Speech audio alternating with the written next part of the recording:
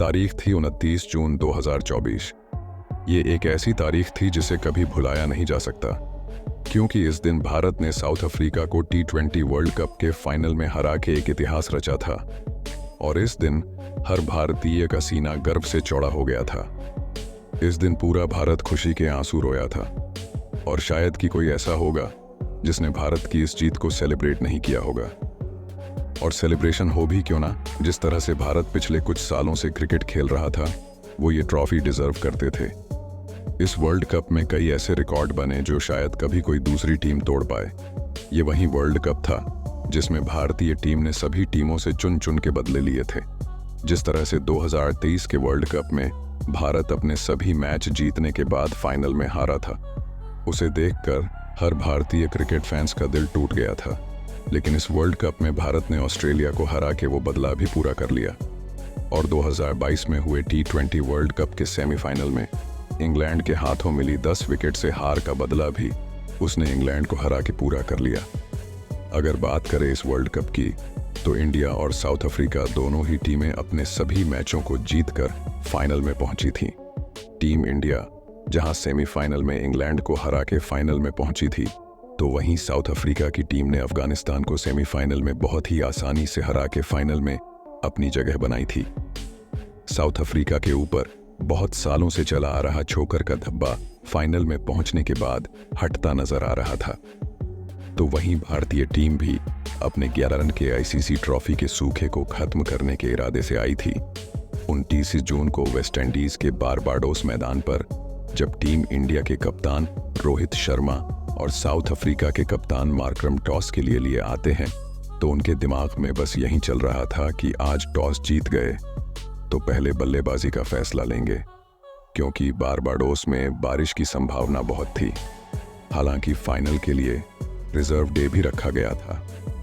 तो जब टॉस होता है तो भारत के कप्तान रोहित शर्मा टॉस जीत जाते हैं और उम्मीद के मुताबिक पहले बल्लेबाजी करने का फैसला करते हैं।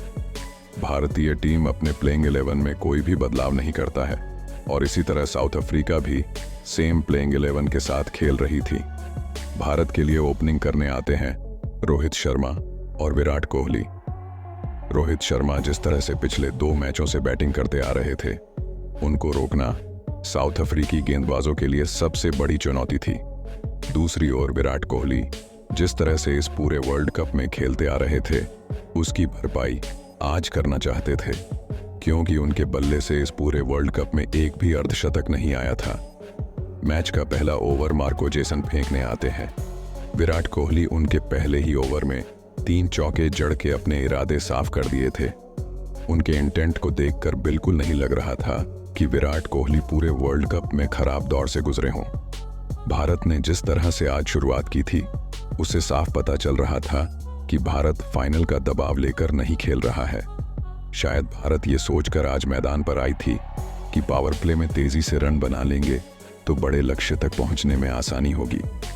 लेकिन भारत के लिए ये इतना आसान नहीं होने वाला था, क्योंकि रोहित शर्मा केशव महाराज के ओवर में 2 चौके लगाने के बाद क्लासन को कैच दे देते हैं, और भारत को दूसरे ओवर में ही एक बहुत बड़ा झटका लग गया था।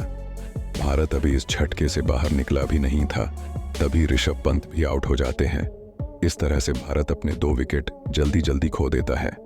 अब यहां से भारत के बल्लेबाजों को विकेट बचा के खेलना था और तेजी से रन भी बनाने थे। क्रीज पर थे विराट कोहली और सूर्य कुमार यादव। ये दोनों यहां से थोड़ा संभाल के बल्लेबाजी कर रहे थे, लेकिन तभी सूर्य कुमार यादव छक्का लगाने के चक्कर में अपना विकेट खो देते हैं। सूर्य कुमार यादव 3 रन के निजी स्कोर पर आउट हुए। अब भारत के 3 विकेट मात्र 24 रन पर गिर गए थे। अब भारत के लिए बल्लेबाजी करने आए थे अक्षर पटेल।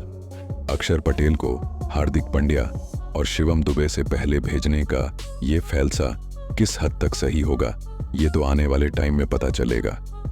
लेकिन यहां से विराट कोहली के ऊपर पूरी जिम्मेदारी आ गई थी। अब देखना यह था कि विराट कोहली यहां से अपनी पारी कैसे आगे बढ़ाते हैं।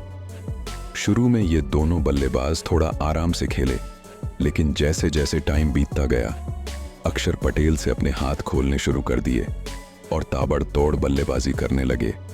विराट कोहली अभी भी सिंगल डबल में खेल रहे थे, लेकिन अक्षर पटेल को जब भी मौका मिलता वो चौका छक्का मार देते थे। अक्षर पटेल अपने अर्धशतक के करीब पहुंच गए थे, लेकिन उनके एक गलत डिसीजन का खामियाना उनको भुगतना पड़ा और वो 47 रन बना के रन आउट हो गए। अक्षर पटेल जब आउट हुए तो टीम का स्कोर 100 से ज्यादा हो गया था। अब अगले बल्लेबाज आते हैं शिवम दुबे। भारत को अगर अब यहां से बड़े स्कोर तक पहुंचना है तो विराट कोहली को अपने हाथ खोलने होंगे और साथ ही शिवम दुबे को जिस काम के लिए भेजा गया है उसको सही ढंग से अंजाम तक पहुंचाना होगा। देखते ही देखते विराट कोहली ने 50 भी पूरी कर ली थी और उसके बाद से विराट कोहली ने जिस तरह से हर गेंदबाज को रिमांड पर लिया, उसे देखकर लग रहा था कि विराट कोहली अब दूसरी पिच पर बल्लेबाजी कर रहे थे। भारत के लिए अब तेजी से रन बन रहे थे। जहां एक टाइम लग रहा था कि भारत 150-60 तक ही पहुंच पाएगा, तो वहीं अब लग रहा था कि भारत 200 रन तक भी पहुंच सकता है। लेकिन तभी विराट कोहली छक्का लगाने के प्रयास में कैच आउट हो जाते हैं। अब हार्दिक पांड्या क्रीज पर आते हैं और वो पहली ही गेंद पर चौका मार के अपने इरादे जाहिर कर देते हैं। लेकिन अगले ओवर में शिवम दुबे भी आउट हो जाते हैं। लेकिन आउट होने से पहले शिवम दुबे ने बहुत अच्छी बल्लेबाजी की और मात्र 16 गेंदों पर 27 रन बना के आउट हुए।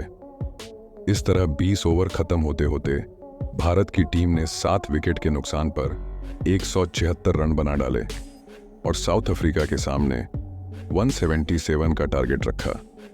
साउथ अफ्रीका के लिए ये टारगेट उतना आसान नहीं होने वाला था, लेकिन जिस तरह से ये टीम पूरे टूर्नामेंट में खेलती आ रही थी उसको कम भी नहीं समझ सकते। तो अब शुरुआत होती है दूसरी इनिंग्स की। साउथ अफ्रीका के लिए ओपनिंग करने आते हैं क्विंटन डी कॉक और रीजा हेंड्रिक्स। लेकिन रीजा हेंड्रिक्स ज्यादा देर तक क्रीज पर नहीं रहते और वो बुमराह की गेंद पर बोल्ड आउट हो जाते हैं। भारत को तलाश थी शुरुआत में विकेट की, जिसको पूरा किया बुमराह ने। अब साउथ अफ्रीका के लिए बल्लेबाजी करने आते हैं साउथ अफ्रीका के कप्तान एडन मार्क्रम।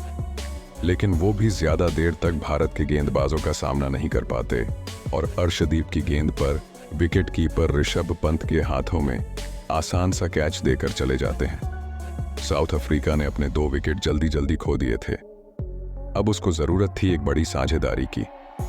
अब बल्लेबाजी करने आए थे ट्रिस्टन स्टब्स और डिकॉक अच्छी बल्लेबाजी कर रहे थे। दोनों अब बड़े बड़े शॉट लगाने लगे थे।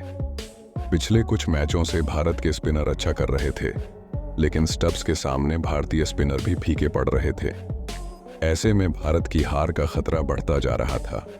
लेकिन तभी अक्षर पटेल की एक गेंद को वो समझ नहीं पाए और बोल्ड हो गए। यहां से साउथ अफ्रीका की उम्मीदें कम होती दिखाई दे रही थीं। लेकिन अभी भी डिकॉक और क्लासेन बल्लेबाजी कर रहे थे, तो जब तक ये दोनों क्रीज पर रहते हैं कुछ भी कहना सही नहीं होगा। तभी रोहित शर्मा अर्शदीप के हाथों में गेंद देते हैं और अर्शदीप भी रोहित को निराश नहीं करते और डिकॉक को प्लानिंग के साथ कैच आउट करा देते हैं। इस तरह डिकॉक की पारी का अंत हो जाता है। लेकिन अब जो बल्लेबाज क्रीज पर आ रहा था वो इन सबसे ज्यादा खतरनाक बल्लेबाज था और उस बल्लेबाज का नाम था डेविड मिलर। डेविड मिलर की हिटिंग पावर तो सबको पता ही होगी।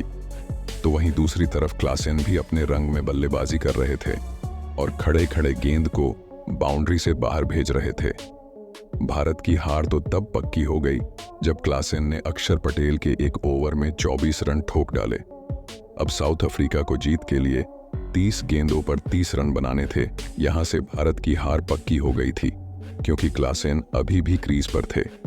लेकिन तभी बुमराह ओवर लेकर आते हैं और उनके ओवर में मात्र 4 रन बनते हैं और अगला ओवर हार्दिक लेकर आते हैं और पहली ही गेंद पर क्लासेन का विकेट निकाल देते हैं।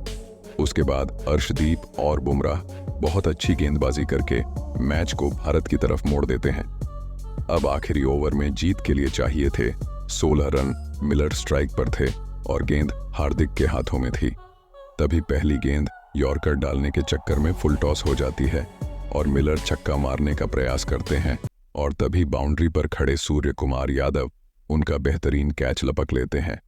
इस तरह भारत की जीत लगभग पक्की हो जाती है और अंत में भारत इस मैच को 7 रन से जीतकर बन जाती है चैंपियन। भारत की इस फॉर्मेट में ये दूसरी ट्रॉफी होती है। दोस्तों, आपको बता दें कि फाइनल में शानदार पारी खेलने वाले विराट कोहली को प्लेयर ऑफ द मैच दिया जाता है। दोस्तों, आज की वीडियो हम यहीं पर खत्म करते हैं और मिलते हैं किसी नई वीडियो में।